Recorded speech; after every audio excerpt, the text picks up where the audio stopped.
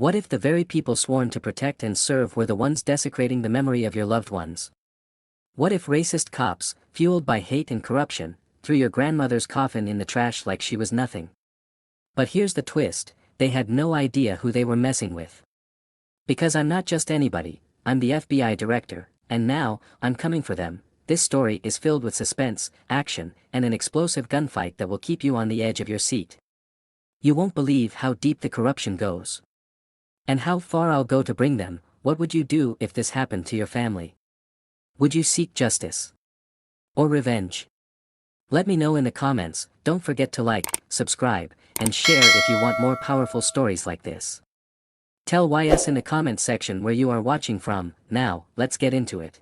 The sound of dirt crunching beneath my boots was the only thing keeping me grounded as I approached the graveyard. It had been a week since my grandmother passed, and I still couldn't process the loss. She had raised me when my mother couldn't, shielding me from the harsh realities of the world until I was strong enough to face them. Now, as director of the FBI, I owed everything to her, but nothing could have prepared me for the sight that awaited me at her burial site. The grave was empty. I froze. The tombstone that was supposed to mark her final resting place was gone. My breath hitched as I scanned the area, trying to process what I was seeing. A few feet away, I spotted a group of gravediggers standing near a dumpster at the edge of the cemetery. Exchanging nervous glances, something wasn't right. I marched toward them, my jaw tight. "Where is she?" I demanded, my voice sharp enough to cut through the cool evening air. One of the workers, a thin man with a cigarette dangling from his lips, shifted uncomfortably. "Look, man, we just did what we were told." I clenched my fists. Told by who? Before he could answer, a deep voice rang out behind me. "That'd be us." I turned to see 3 uniformed police officers approaching, their badges gleaming under the dim streetlights. Their leader, a burly man with a square jaw and a smug grin, took a step forward, resting a hand on his holstered pistol. "Problem, boy?" he sneered.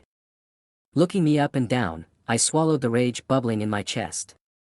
I had spent years training myself to stay calm in situations like these, but this was personal. "My grandmother's body is missing," I said evenly. "Where is it?" The cop chuckled, exchanging glances with his partners. "Oh, you mean that old casket?"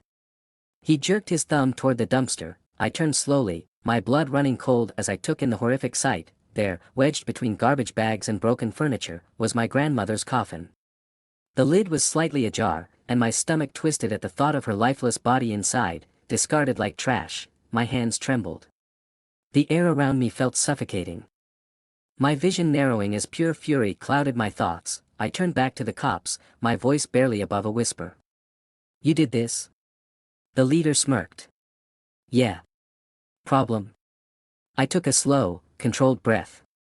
"Why?" He shrugged. "Rules are rules. This town has a policy, no burials for certain people in certain places. You people should know that by now." "You people," I felt my fingers twitch toward my hip, but I held back. "Not yet." Another officer, a lanky man with a crooked nose, stepped forward. "What's it to you, anyway? You gonna call the news? Cry about it?" The third officer laughed. "Hell, maybe he'll file a complaint. See where that gets him." I clenched my jaw, forcing myself to stay still. They didn't know who I was. That much was obvious. If they had any idea they were talking to the FBI director, they wouldn't be so bold, but I wanted them to be bold. I needed them to dig their own graves first. I took a slow step forward, keeping my hands in plain sight. "Put her back," I said, my voice steady. "Now." The leader tilted his head. "Or what?" I smiled, but there was no warmth in it. "Or I'll make you." Silence stretched between us for a long second. Then, just as I expected, the leader let out a barking laugh. "You hear that, boys? He's gonna make us." The other 2 chuckled, shaking their heads. The lanky one reached for his baton, but the leader held up a hand. Stopping him. "No, no. Let's see what he's got." He squared his shoulders, rolling his neck like he was getting ready for a fight. I exhaled, my pulse steady. "You really want to do this?" The leader grinned. "Damn right." That was all I needed. Before he could react, I lunged. My fist connected with his jaw, sending him stumbling back with a grunt. The other two scrambled to draw their weapons, but I was faster. A swift kick sent the lanky one's baton flying. I grabbed his wrist and twisted, forcing him to drop his gun. The third officer pulled his pistol, but I was already moving. I grabbed the nearest shovel from the gravediggers and swung it with precision. The metal edge cracked against his wrist, making him yelp in pain as the gun clattered to the ground. The leader recovered quickly, reaching for his holster, but I was already there. I delivered a crushing elbow to his ribs, knocking the wind out of him. He gasped, staggering backward. I grabbed his collar, yanking him close. Pick her up. His eyes widened, flicking between me and his fallen partners. You don't. I slammed him against the nearest tombstone. Do it. Panting, he nodded frantically. All right. All right. The gravediggers watched in stunned silence as the three officers, beaten, humiliated, and seething, pulled my grandmother's casket from the dumpster and carried it back to the grave. They set it down carefully. Not daring to meet my gaze, I adjusted my jacket, looking down at them. Now bury her properly. With shaking hands, they grabbed their shovels and started digging. I took a step back, my breathing slow and controlled. But I wasn't done. Not by a long shot. I pulled out my phone, dialing a secure number. When the line connected, I kept my voice calm. This is Director Carter. I need a full background check on 3 officers in Lincoln County. And I want every single one of their cases reviewed. The voice on the other end responded immediately. Yes, sir. I ended the call, watching as the cops buried my grandmother under the very soil they had tried to deny her. This was far from over. I would make sure of it. The grave was finally filled. The 3 officers stood there, panting and covered in dirt, their uniforms stained with sweat. They didn't look so smug anymore. I watched in silence as they dropped their shovels, their eyes darting between each other. They still didn't know who I was. That was fine. I wanted them to feel safe. For now, the leader, his jaw bruised from my punch, wiped his forehead and scowled. There. You happy now? I took a slow step forward. Not even close. His hand twitched near his holster, but he thought better of it. The other 2 looked just as nervous, their earlier arrogance completely gone. I checked my watch. My people would be here soon. I had made sure of that. I tilted my head at the gravediggers. You guys can go. They hesitated, glancing at the officers for permission, but I didn't take my eyes off them. Now. The workers wasted no time disappearing into the night, leaving just me and the 3 men who had desecrated my grandmother's body. The lanky cop with the crooked nose swallowed hard. Look, man, we were just following orders. Whose orders? He hesitated. The leader shot him a warning glare. Shut your mouth, Jenkins. I smiled. Jenkins, was it?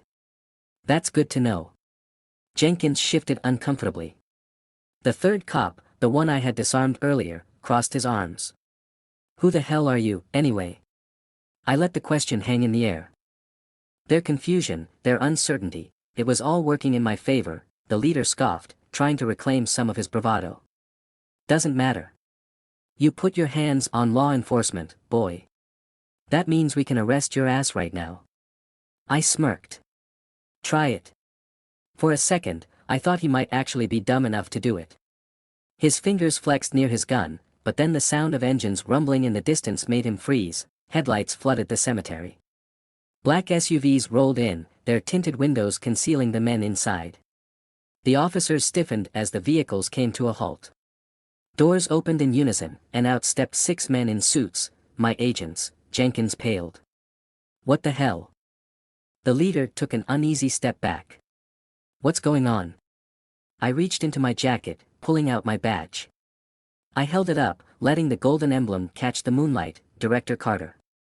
FBI. Silence. The leader's mouth opened slightly, but no words came out. The other 2 cops looked like they had just seen a ghost. I took a step forward. And now, you're all under investigation. The leader's expression darkened. This is a joke. No joke, I said, signaling to my men. You wanted to throw my grandmother's coffin in the trash. Now I'm going to throw your careers in there, too. The agents moved in fast. The officers barely had time to react before they were surrounded. Hey! Hey! You can't! A pair of strong hands grabbed Jenkins, yanking him backward. The third cop tried to resist, but two agents had him restrained before he could even reach for his gun. The leader, though, wasn't giving up so easily. His eyes darted to the side, and I caught the subtle shift of his weight, the telltale sign of a man about to make a very stupid decision. He lunged. I was ready. The moment his fingers brushed his holster, I moved. My fist met his throat in a precise strike, cutting off his air. He choked, stumbling back, but I didn't stop. I followed up with a knee to his ribs, then twisted his arm behind his back, slamming him against the nearest tombstone. You just don't learn. Do you? I muttered. He gasped for breath, trying to struggle, but I pressed him harder against the cold stone. Get him in the car, I ordered. Two agents grabbed him and dragged him away, stuffing him into the back of one of the SUVs. The other officers were already secured. I turned to my second-in-command, Agent Marshall. I want them processed immediately.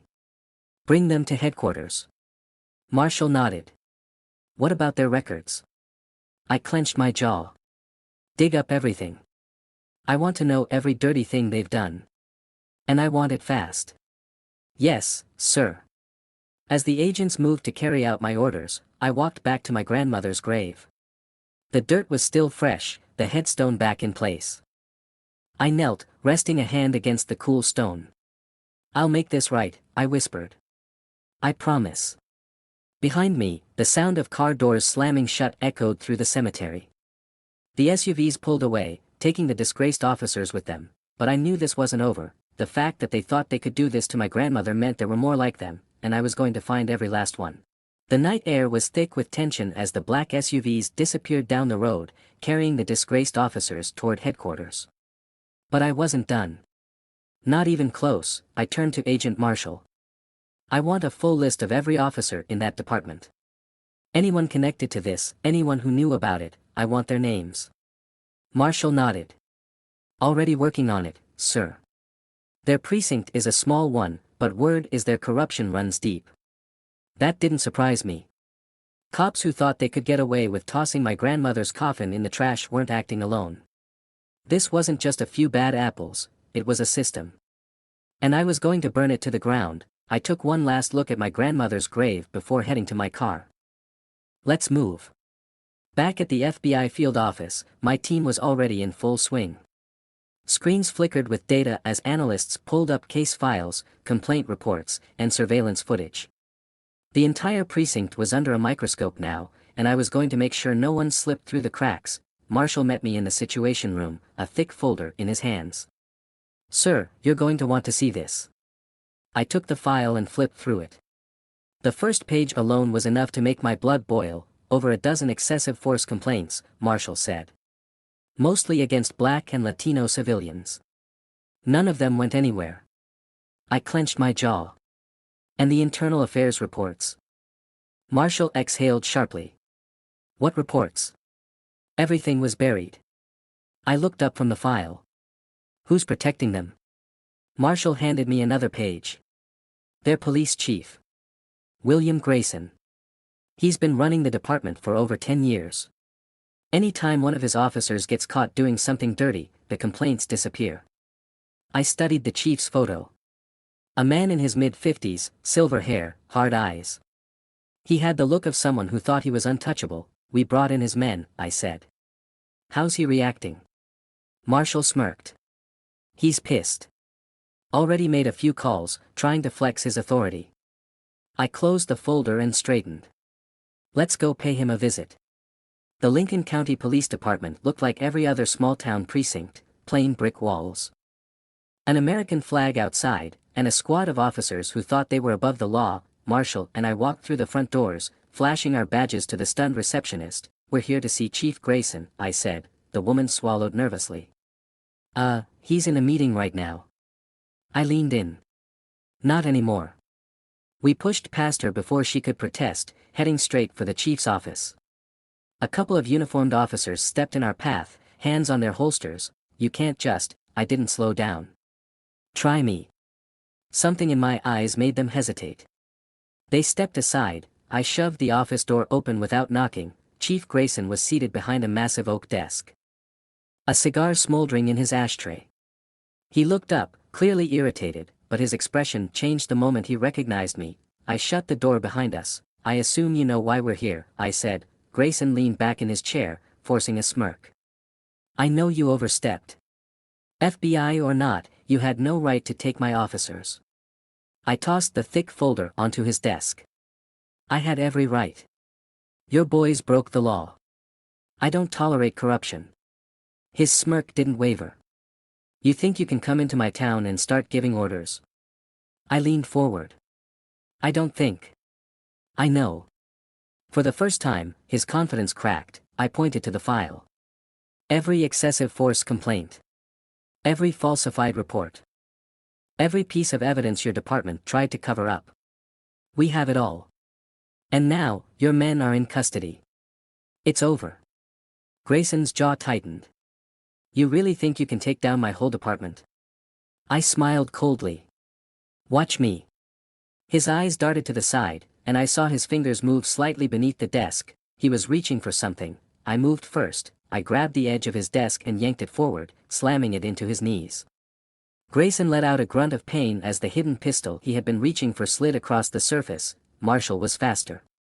He snatched the gun and aimed it at the chief. "Bad move." Grayson growled, rubbing his legs. "You son of a..." I grabbed him by the collar and yanked him up. "You thought I wouldn't see that coming?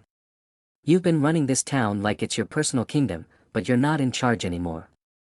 Grayson's face turned red with fury. "You think the people here will stand for this? You think my men won't fight back?" I shoved him back into his chair. "If they do, they'll regret it." Just then, my phone buzzed. I answered. "Sir," an agent said, his voice urgent. "We've got a problem. A group of officers just barricaded themselves in the armory. They're refusing to stand down." I glanced at Marshall. "How many?" "6. They're armed and claiming they won't be taken alive." Grayson grinned. "Looks like your little crusade just hit a wall." I ended the call and grabbed the radio off his desk. I flicked it to the department's frequency. "This is Director Carter," I said, my voice calm but firm. "To the officers in the armory, stand down now, or we will take you down." The response crackled through almost immediately. "Go to hell." Then gunfire erupted from the other end. I turned to Marshall. "Gear up. We're ending this." Minutes later, we stood outside the armory, agents positioned around the perimeter. Through the windows, we could see the barricaded officers, rifles in hand, faces full of rage. I grabbed a bullhorn. "Last warning. Drop your weapons and come out with your hands up." No response. Then, bang, a bullet whizzed past my head. I dropped the bullhorn and ducked behind cover as the gunfight erupted. My agents returned fire, rounds tearing through the building's windows. Marshall fired back, hitting one of the officers through the shoulder. He crumpled. I signaled my team. Flash bangs. Seconds later, 2 stun grenades flew through the windows. The deafening blasts sent the remaining officers reeling, giving us the opening we needed. We stormed the building. I took down one officer with a precise shot to the leg, sending him crashing to the floor. Another raised his gun, but Marshall tackled him hard, slamming his head against a crate. Within moments, it was over. The remaining officers lay on the ground, groaning in pain as my agents restrained them. I stood over them, breathing hard. Grayson had been wrong. His men weren't willing to die for him. They were just cowards, hiding behind their guns. I grabbed my radio. "All suspects in custody." Marshall exhaled. "This is getting ugly fast." I nodded. "And it's not over yet." Because I knew one thing for certain, there were more of them, and I was going to hunt down every last one. The armory was secured, but I knew this was just the beginning. Corruption this deep never stayed in one place, it spread like an infection.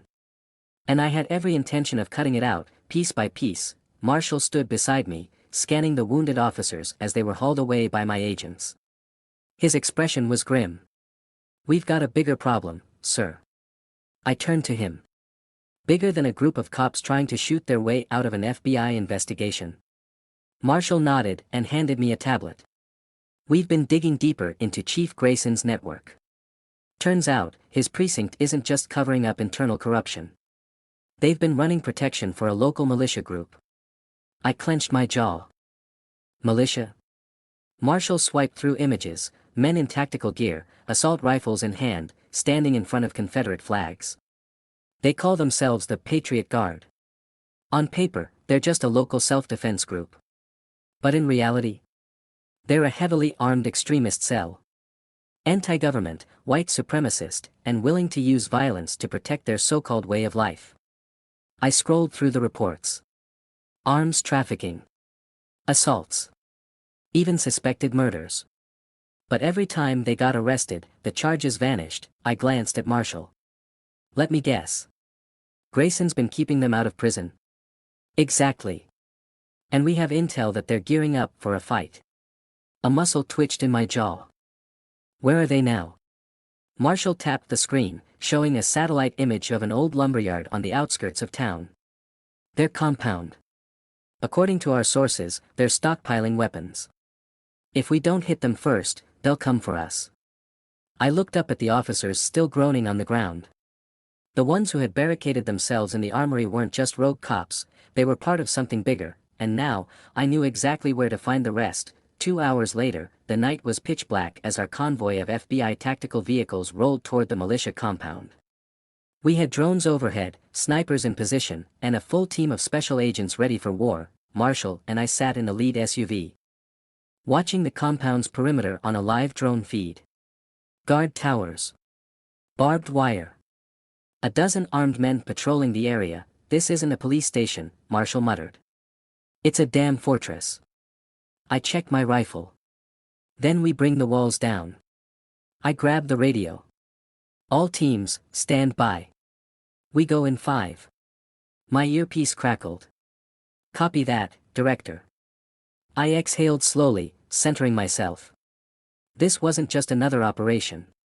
This was personal. I pictured my grandmother's coffin, tossed like garbage by men who thought their power made them untouchable. They were about to learn how wrong they were. The raid begins. The first explosion rocked the compound. A well-placed breaching charge took out the main gate, sending debris flying. The militia guards barely had time to react before my teams opened fire. Go. Go. I shouted, leading the charge. We moved in fast, bullets tearing through the night. The militia fighters scrambled for cover, returning fire from behind sandbags and steel containers. A rifle cracked, and a round zipped past my head. I dropped low and fired back, catching one of the guards in the shoulder. He crumpled with a scream. Marshall took down another with a precise burst to the chest. They're better armed than expected. I could see that. These weren't amateurs with hunting rifles, they had military-grade equipment. Grayson must have been supplying them for years. A militia fighter popped up on a rooftop, an RPG slung over his shoulder, rocket launcher. Marshall yelled. I reacted instantly, raising my rifle and squeezing the trigger. The shot hit him square in the face. His body tumbled off the roof, the RPG clattering uselessly to the ground. Keep pushing forward. I ordered. Gunfire roared as we advanced. Militia fighters fell one by one, their so-called stronghold collapsing under our assault. Then, I spotted him, a man in full tactical gear, barking orders near the main warehouse. He had a thick beard and a shotgun strapped across his chest. Marshall saw him too. That's their leader, Earl Whitman. Whitman locked eyes with me. Even from a distance, I saw the hatred burning in them. He raised a radio. All units, fall back to the safe house. Then he disappeared into the warehouse. Hell no, I growled. We're not letting him escape. I sprinted forward, dodging gunfire as I made my way toward the warehouse entrance. 2 militia fighters tried to cut me off. I dropped one with a headshot and sent the other sprawling with a kick to the gut. Marshall and 2 other agents flanked me as we burst into the warehouse. Inside, crates of ammunition and rifles were stacked high. The place reeked of gunpowder and sweat. Whitman was already running toward a hidden door at the back. Stop. I shouted. He spun around, raising his shotgun. I dove behind a crate just as the blast shredded the air where I had been standing. Marshall fired, but Whitman was fast. He ducked behind a stack of crates, reloading. I moved quickly, circling around to cut off his escape. My pulse pounded in my ears as I crept forward, my weapon raised. Then, suddenly, a militia fighter lunged at me from the shadows, a combat knife flashing in his hand. I barely had time to react. He swung, pain seared across my arm as the blade grazed me. I twisted, grabbing his wrist and slamming him against the wall. The knife clattered to the floor. Before he could recover, I drove my elbow into his throat, knocking him out cold. Whitman took the distraction as his chance. He bolted for the back door. I wasn't about to let him escape. I raised my weapon and fired. The bullet struck his leg. He collapsed with a yell, clutching his knee. I strode over, kicking his shotgun away. Whitman glared up at me, his teeth clenched in pain. "You think this ends with me?" He spat. "There are more of us.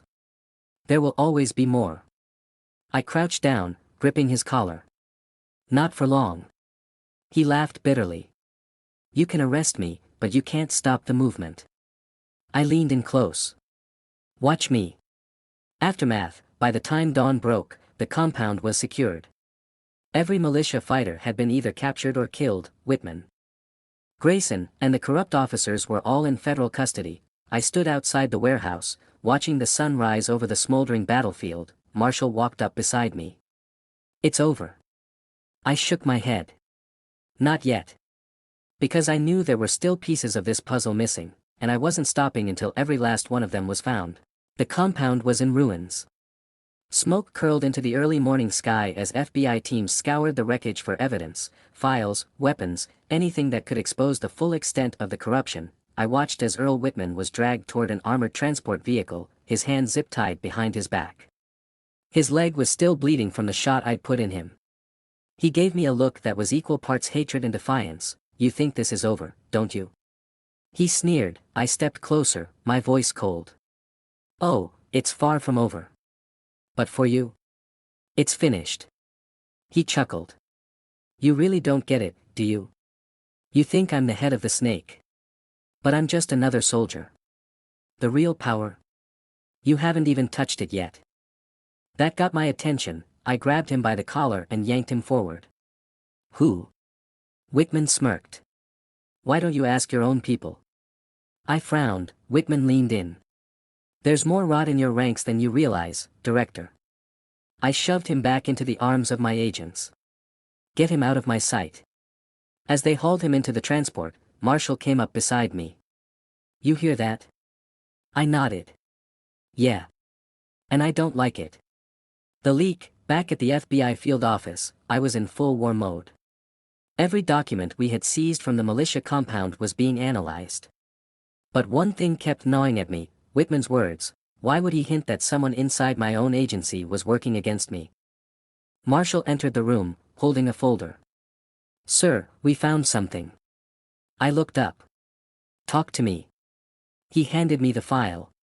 Encrypted emails. Between Whitman and an unknown source inside the FBI. I stiffened. "The emails date back years," Marshall continued. "Whoever this is, they've been feeding information to Whitman's people for a long time. Details on raids, agent movements, even personnel files." I exhaled slowly. "Do we have an ID?" Marshall nodded grimly. "We traced the encryption." "Sir." "It's Assistant Director Jonathan Parks." My blood went cold. Parks, he wasn't just some mid-level bureaucrat, he was my second in command. A man I had trusted for years, and he had betrayed me. I stormed through the hallways of the field office, my fists clenched. Agents stepped aside as I passed, sensing the fury radiating off me. Parks was in his office, sipping coffee like it was just another day. I didn't bother knocking. I kicked the door open. Parks barely flinched. "Director." He set his cup down. "Something on your mind?" I threw the file onto his desk. "I don't know, Parks." "You tell me." He glanced at the documents, then leaned back in his chair. "I was wondering when you'd figure it out." I stared at him, my chest burning with rage. "You sold us out. You sold me out." Parks exhaled, almost disappointed. "You still don't get it, do you? This country isn't run by the people in Washington. It's run by men like Whitman. Men willing to do what it takes to preserve it." I slammed my fist on his desk. You think protecting white supremacists is patriotism? He smirked. I think it's survival. I shook my head. You disgust me. Parks leaned forward. And what are you going to do about it? I pulled out my gun and leveled it at his forehead. You already know.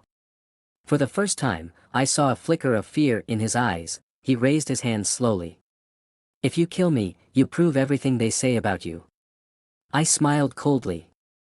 I'm not going to kill you, Parks. I want you to rot in a prison cell. I pulled out my radio. This is Director Carter. Arrest Assistant Director Parks for conspiracy, treason, and obstruction of justice. The office door burst open as federal agents swarmed in, weapons drawn. Parks glared at me as they cuffed him. You think this ends with me? I stepped closer, whispering, I know it doesn't. But I'll burn down every last one of you before I'm done. As they dragged him away, I turned to Marshall. We're just getting started. Assistant Director Parks had been exposed, but I knew this fight was far from over. Corruption that deep never operated alone. There were more players in the game, and I had every intention of hunting them down. I stood in the command center, staring at the evidence board we had assembled. Whitman, Parks, Chief Grayson, their connections formed a tangled web of corruption, but I could feel it in my gut. There was someone else at the top, pulling the strings. Marshall entered the room, his expression tense. We've got a problem. I turned to him. What now? He handed me a secure tablet. While we were arresting Parks, someone wiped his accounts clean. Every offshore deposit, every safe house he had, it's gone. Someone is covering tracks. I clenched my jaw. They know we're coming. Marshall nodded. And they're getting desperate. The ambush. An hour later, I was in an armored SUV with Marshall, heading toward a federal safe house where we had transported our high-value prisoners, Whitman, Parks, and Chief Grayson. They were supposed to be locked down, untouchable, but I had a bad feeling. As we drove through a deserted highway on the outskirts of the city, Marshall was scrolling through his phone. We still have a lead on Whitman's financials. If the world exploded, a rocket-propelled grenade struck the lead SUV in our convoy, flipping it into the air. The blast sent a shockwave through our vehicle, shattering the windows. Ambush. I yelled as I grabbed my rifle. Marshall barely had time to react before bullets rained down from both sides of the road. Gunmen emerged from the tree line, their muzzles flashing in the darkness. Our driver was already dead, his body slumped over the wheel. The SUV skidded to a stop. Out. Now. I barked. Marshall and I kicked the doors open and dove behind the wreckage. The air was thick with gunfire. Sparks flew as rounds ricocheted off metal. I peeked over the hood and fired 3 controlled shots, dropping 2 gunmen. Who the hell are these guys? Marshall reloaded. Militia, maybe. Could be cops. We don't know how deep this goes. A machine gun roared from the tree line. Shredding our cover, we're pinned down. Marshall shouted. I grabbed my radio. This is Director Carter. We are under attack. I need immediate air support and tactical teams at Highway 14. The radio crackled, but all I got was static. Comms are jammed, Marshall muttered. This was planned. I took a deep breath, my mind racing. There were too many of them. If we stayed pinned, we were dead. Then I saw it, a truck with a mounted .50 caliber machine gun rolling up the road. I made a split-second decision. Cover me. I shouted. Marshall opened fire, forcing the enemy to duck as I sprinted across the open ground. Bullets kicked up dirt around me, but I didn't stop. I vaulted onto the back of the truck, yanking the gunner from his seat and slamming his head against the steel frame.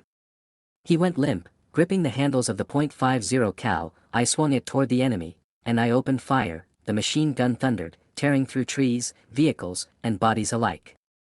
Gunmen scrambled for cover, but the sheer firepower was too much. The tide was turning. Marshall took advantage, moving up and picking off the remaining shooters. After what felt like an eternity, the battlefield fell silent.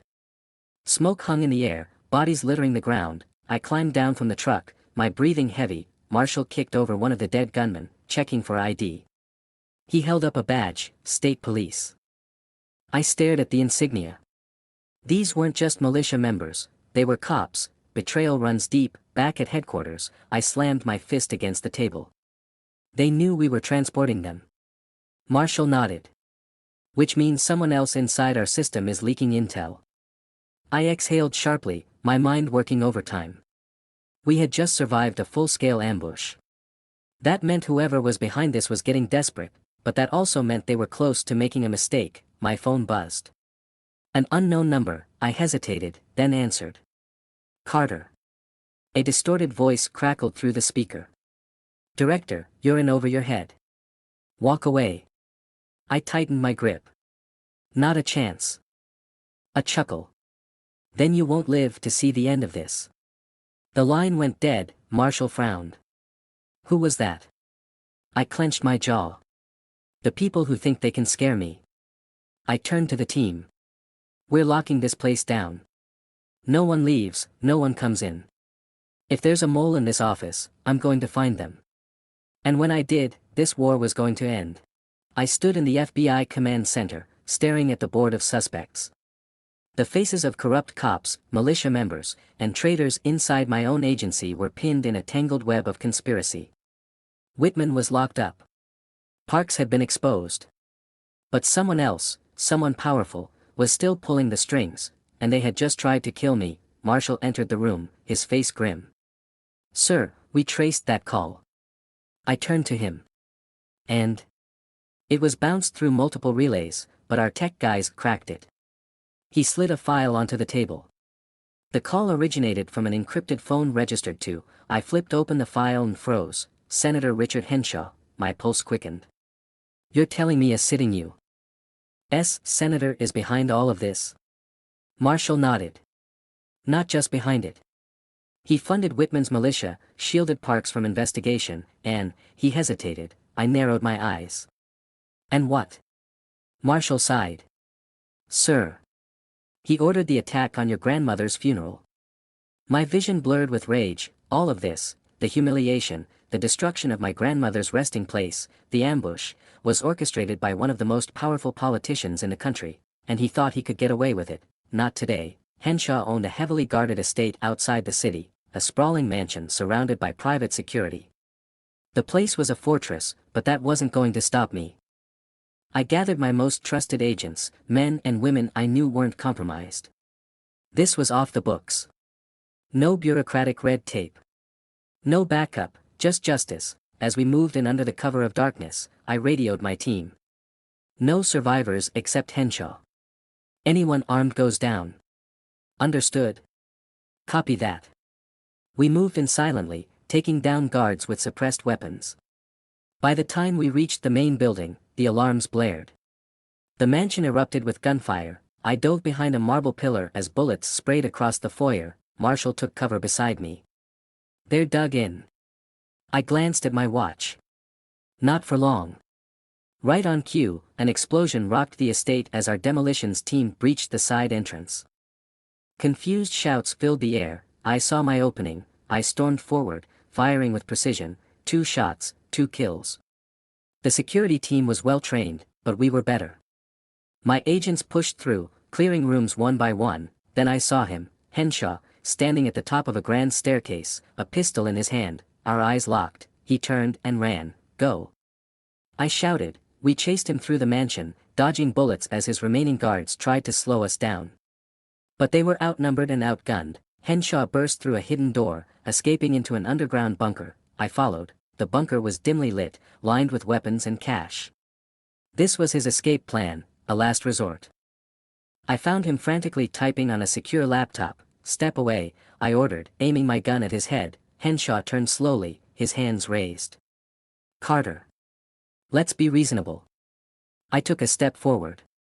You ordered them to throw my grandmother's coffin into the trash like it was nothing. You sent men to kill me. He smirked. And yet, here you are. Alive.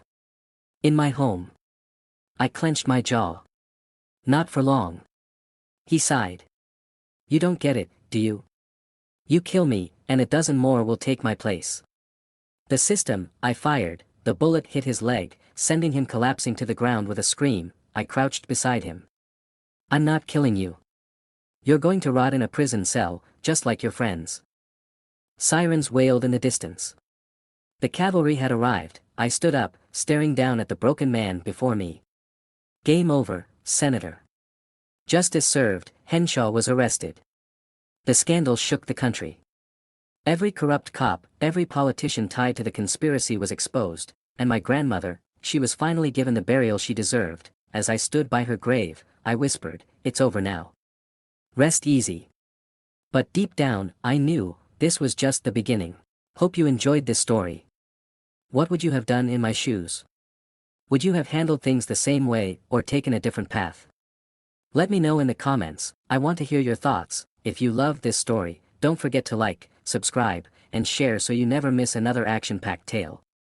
There's plenty more coming your way, and trust me, you won't want to miss what's next. Until next time, stay tuned, stay sharp, and always stand for justice.